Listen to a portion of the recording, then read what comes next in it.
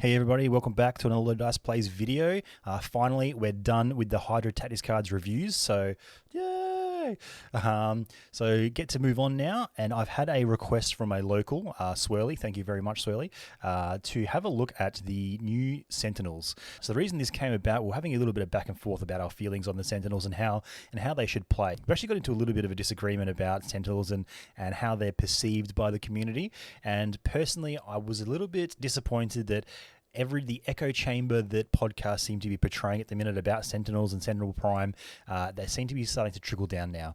So to cover that real quick, the issue I'm having at the minute is there is a bit of an echo chamber effect going on about Sentinels and Sentinel Prime, and that is that basically Sentinel Prime is great, he's a great 5 threat, you can splash him in a lot of places, and the Sentinels are subpar, so you'll basically never see them. Maybe if someone's playing the Sentinel affiliation, you might bring one, and that's it. With that, I just don't like that kind of perceived, this is what someone's told me to think, so that's the thing I'm going to think. So with that, I wanted to really do a bit of a review on the Sentinel MK4 himself and see if I can't have a look at this, not so much in an optimistic view, but more of a realistic view, just to show people what they can do, and let's just not be too overly negative just because someone else said maybe that they're not that good. Because all it takes then is for one content creator, especially one that might be respected, to say something negative, even if it's not intentional negative to put things down. It can put it out that thought out there to other people, and then it doesn't take much for someone else to put that thought in their own brain and then say that on their podcast or their platform, and then eventually it does trickle down to everybody's individual community. And if everyone in your community starts believing that one negative thing, we're never going to end up taking these options. Alright, so before I get into the Sentinel MK4 himself, I do just want to take a quick moment just to talk about the Sentinels themselves, just holistically as an affiliation, because I feel like they're getting a little bit of a bad rap, and this is my personal opinion, but I feel like as a community, we're just neglecting something that, in my opinion, is just straight up obvious and just been slapping me in the face, and I don't think a lot of people are talking about it, at least not enough for my liking anyway. And for me, that is that this affiliation is almost obviously designed to be a new player affiliation. There are so many things in this small release that is showing me that this is being pushed to not only increase new numbers and get more new people into the game, but also just give people an avenue to pick up this affiliation as their first affiliation to start playing the game. So the first thing there is they're just massive, right? They're about 4 times the size of a normal MCP model, so they definitely stand out. So if you're at your local game shop and someone's playing 40k or AOS or something 2 or 3 tables down, they're going to be able to just visually see these monster Sentinels standing like above everyone else, and it's going to catch their eye, especially like Malekith is the same, right? Where they're going to see these big models, and it's going to catch their eye. They're going to walk up to the table and start taking note and going, what is this game? What's it all about? Whereas when they're that small 30-odd mil scale miniature, they can be easily just overlooked and ignored, especially when there's only 4 or 5 models on the table. The second part is that nostalgic kick that some people are getting out of X-Men. So I think a lot of us who are, my 30-something age bracket, we've got that kind of nostalgia of the 90s X-Men and things that we used to watch as a kid. And sometimes the X-Men maybe hasn't just pulled people in just enough, but I feel like the Sentinels and just the aura that the Sentinels had, being that big, unruly bad guy, it can just bring people in, and that can be that little deciding factor that can be, you know what, the Sentinels seem cool, and because they're a playable faction or affiliation, why not bite the bullet, grab these big guys and start playing the game? So it's definitely, in my opinion, an affiliation that's designed to bring people, new players into the game, and I feel like that's something that we can't understate, and just something that has to be mentioned. Like, I think we have to look at this with open eyes and think this is actually a great way for people to start playing the game. Probably the other part of that as well, and I'm kind of foreshadowing a little bit, but these are size 5 characters, and that is pretty unique and very unique in the game. I think we only had the one before this, right? So, and one of those things that can be considered a little bit of a negative play experience for, and I'm focusing on newer players here, is having your models pushed, placed, moved, toyed with. Nobody, when you start this game as a new player, you don't want people touching your stuff. That's my look at it anyway. I know I'm a competitive player, so you do whatever you want to do to win. Like, I understand. But if you're a newer player, one of the feels bads is having your stuff moved off points and just being interacted with, thrown away, and just gotten rid of. I mean, unfortunately, at the meta we have at the minute, the big bad in the meta is Malekith, and he can still interact with these size 5s, but But at the same time, if you're playing Malekith into a new player playing Sentinels, stop. Just stop. Stop it now. Stop playing Malekith against new players. Okay. All right, we're good. We're good. We're back on track. The other part of it, if you look at their kit, just generally speaking, and this is, I'm foreshadowing a lot because I haven't bought their card up yet, they tend to build power very easily as well. So as a newer player, you get to spend your power on your spenders, or you're never short of power. You can always do something in the game. So I think if we just look at it that way and think these are definitely going to be a new player designed affiliation, they're pretty damn good at what they do, in my opinion anyway. So we'll just leave that at that. And for now, we will move on to the Sentinel MK4 healthy side. And I'm just making note there that this is the healthy side one, because his injured side is a little bit on the nose, but we'll get to that as well.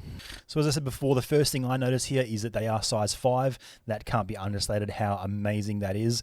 The only things that's really going to be interacting with them, I would say in a popular meta, is things like Hulk on a Wild can throw them around, and Malekith's charge can also throw them around. Outside of that, when it comes to actual meta picks and things you're going to see on the table a lot, there's not a lot of things that are going to be playing around with these guys, outside of a few places here and there, but I'm talking specifically meta that you see in the game a lot. It is mostly just those two big boys. They do have 7 health on the front side, and spoiler, they have 6 on the back, so a 13 health character is not too bad, but with that 3-4-4 stat line defensively, it's a little bit funny because they have no other defensive abilities outside of something for mystic attacks, but I'm just talking about in general. I know personally with my Avengers list, I have 0 mystic attacks except for Voodoo, so yeah, it's the majority of my attacks are physical. And when I'm looking at this, when you start doing the dice math on what, say, a Steve Rogers shield throw can do to a Sentinel, he can just sling 2 shields and probably put about 3 or 4 damage onto these guys without really batting an eyelid. And for me, that is a little bit of a downfall for him, but we will make that up as we go along. They are also a short mover, but that is to be expected with the large bases they come with. They have flight for some reason, more thematically than anything, and the cool immunity to bleed and poison is handy. So getting to their attacks are quite simple. I do like the way they have just a basic builder, and then they have a way to spend it in a spender. There's probably a little bit more to it than that, just because the Plasma Blast does have its own little way you can invest power and try and get it back, which I actually really like it, and I think that's a nice, unique thing that these guys have. So if we just run through that real quick, it's the energy attack, range 3, 4 dice. It's just a normal builder, so you gain power equal to damage dealt, but it does have the ability to push up to 3, spend 3 power to put 3 extra dice in there, or up to, so 1 for 1, 2 for 2, 3 for 3. Personally, I really like this just in general, because if you're paying 3 to 7 dice attack, which is going to start refunding itself, if you think about most spenders in the game, they're usually something along the lines of spend 3 for 7 dice with a little bit of text on the end. Whereas that little bit of text on the end is start refunding your power. And if you think, I'm just going to speak very generically mathematically here, 7 dice is roughly about 4 successes on average.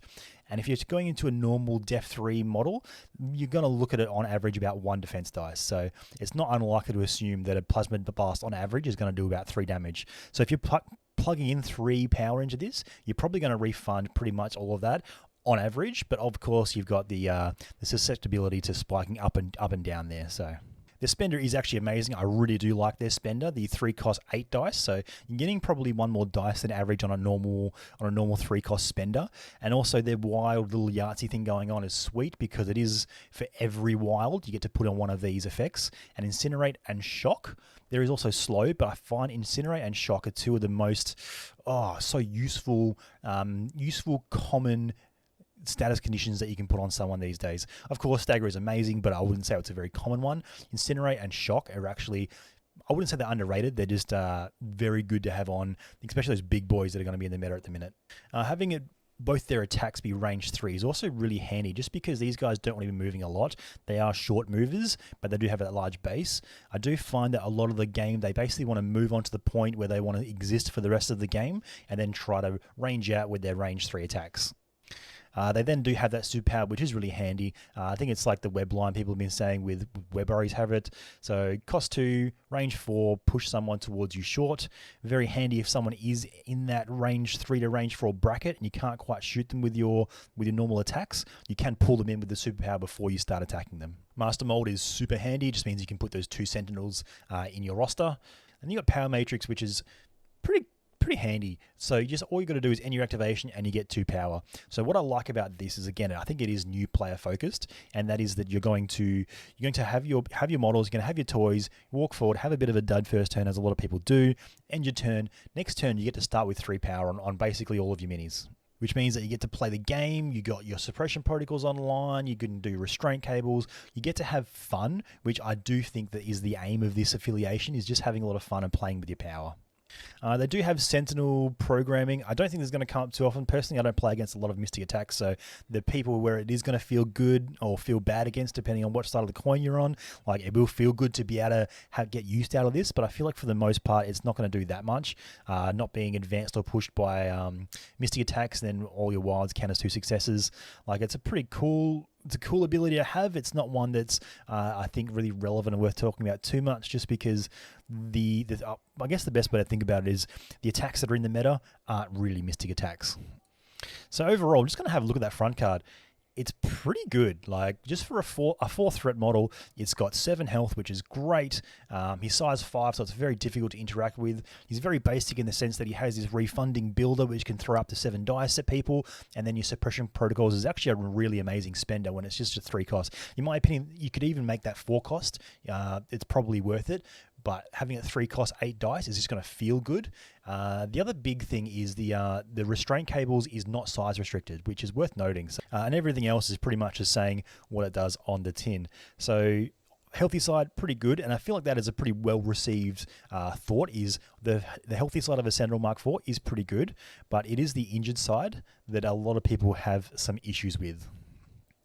So the first thing that I see, the first thing that really hits in the face, is he just loses 1 stamina. I feel like with the 3 physical defense, I would not have been upset if they kept it at 7 and made him a 14 stamina, especially with no other real defensive tech for physical attacks, which is the most common. I'm going to throw out a random number here, but probably about 70% of attacks are a physical attack.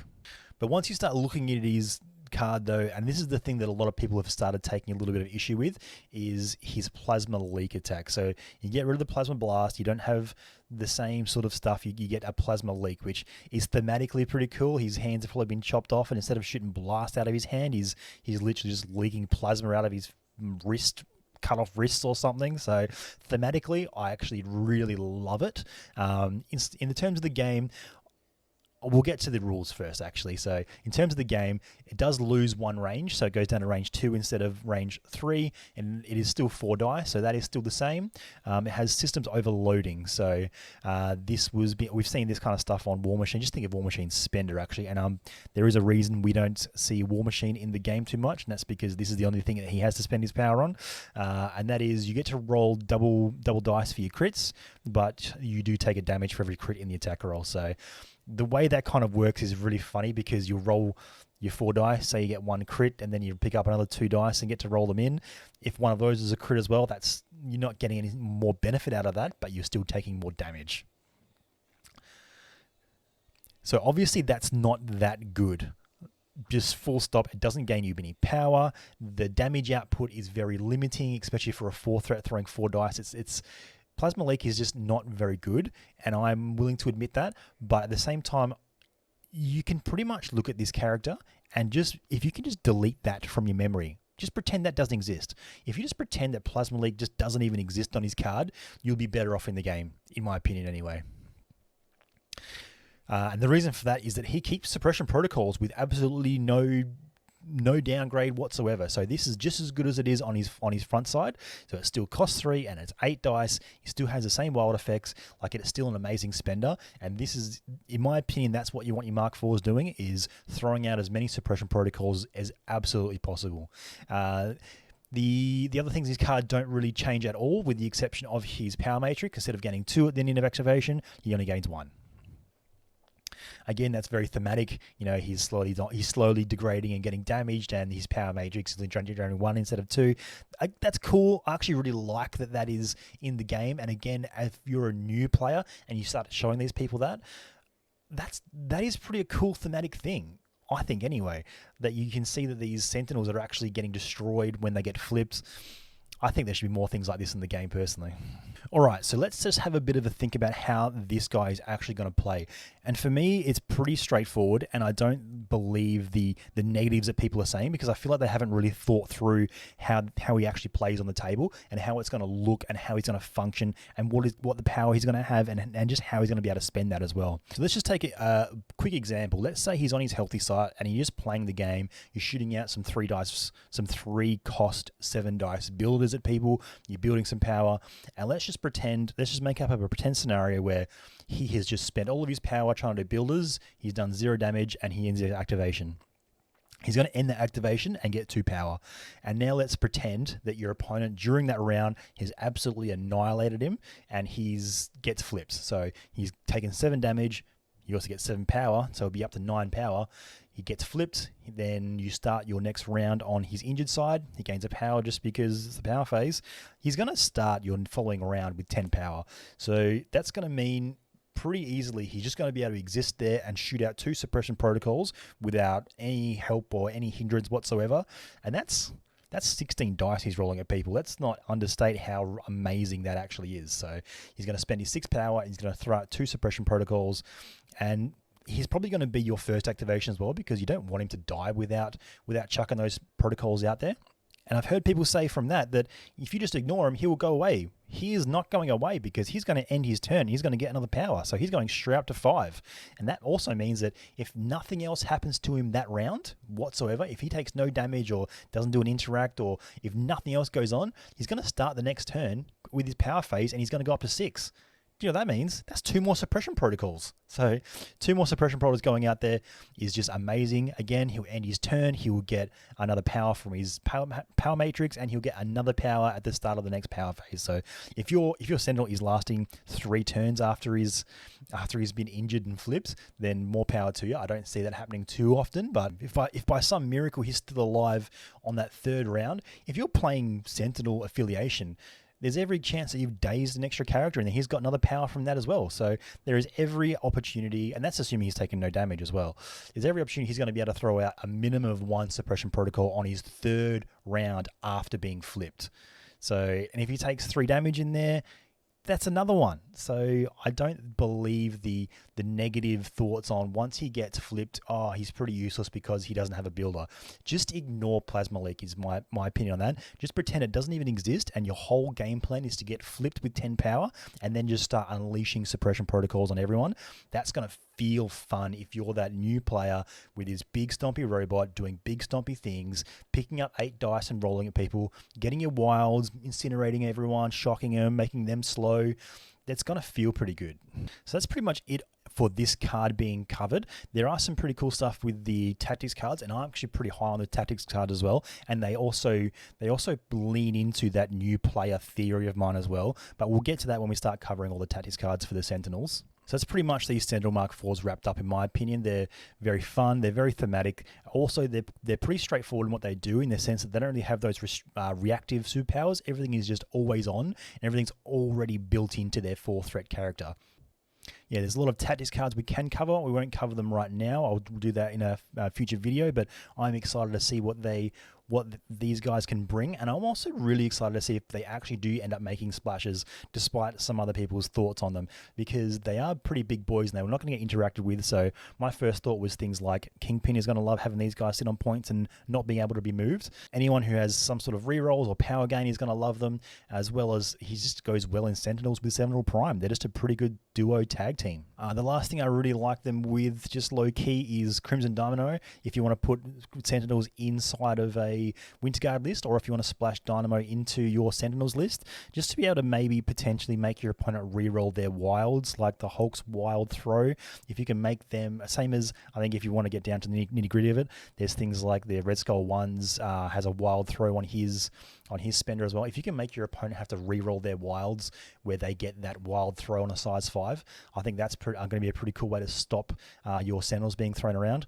I also think, just a bit of a low-key thing, I feel like they also probably want Indom and Brace because they don't want to be thrown against each other. So that's pretty much it for these guys. I will cover the Sentinel Prime next, and I feel like when I go through the Sentinel Prime, we'll also revisit the affiliation as a whole and just talk about them holistically a little bit more. So until that next time, I'll see you later. Cheers.